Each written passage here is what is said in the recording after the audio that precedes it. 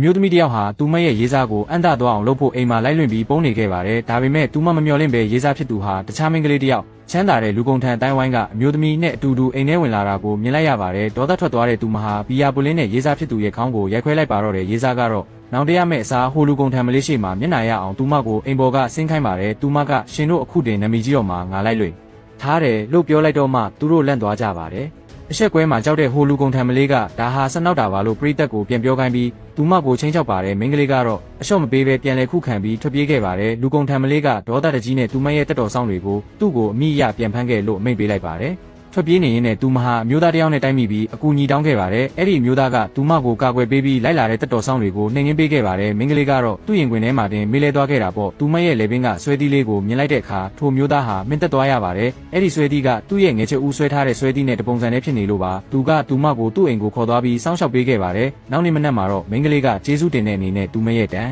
ဖိုးရှိဆုံးအဲ့ဒီဆွဲသီးလေးကိုထားရိတ်ခဲ့ပြီးထွက်လာခဲ့ပါတယ်တစ်ဖက်မှာလည်းလူကုန်ထံမလေးရဲ့မိခင်ဟာသူမရဲ့တမိတန်ရာရတာကိုမြင်ပြီးစိတ်ဆိုးကမိန်းကလေးကိုပြန်ဖမ်းခိုင်းပြီးမြောက်ခန်းထဲမှာနှိပ်စက်ဖို့ပြင်ပါတယ်ဒါပေမဲ့မိန်းကလေးရဲ့မျက်နှာကိုမြင်လိုက်တဲ့အခါမှာတော့အဲ့ဒီမိခင်ဟာတုန်လှုပ်သွားပါတယ်သူမဟာပျောက်ဆုံးနေတဲ့တမိဖြစ်သူနဲ့တော်လေးတူနေလို့ပါသူမဟာဆက်ပြီးမကြည့်ရတော့ပဲအဝေးကိုထွက်သွားခဲ့ပေမဲ့လူကုန်ထံမလေးကတော့ခိုးပြီးဆက်လက်နှိပ်စက်ခိုင်းပါတယ်အဲ့ဒီအချိန်မှာသူမရဲ့ရေးစားဟောင်းကပါရောက်လာပြီးနင်းကြောင့်ငါရဲ့ချမ်းသာမဲ့ခွင့်ရေးပြက်ကုန်ပြီးဆိုပြီးသူမကိုရိုက်ဖို့ပြင်ပါတယ်အဲ့ဒီရေးကြီးတဲ့အချိန်မှာပဲအင်ဂျီတစ်ထည်ကရေးစားဟောင်းရဲ့ခေါင်းပေါ်ကိုဝဲကျလာပါတယ်သူမမောကြည့်လိုက်တော့မနေ့ကသူမကိုကယ်ခဲ့တဲ့သူရဲကောင်းကထပ်မံရောက်ရှိလာတာကိုတွေ့လိုက်ရပါတော့တယ်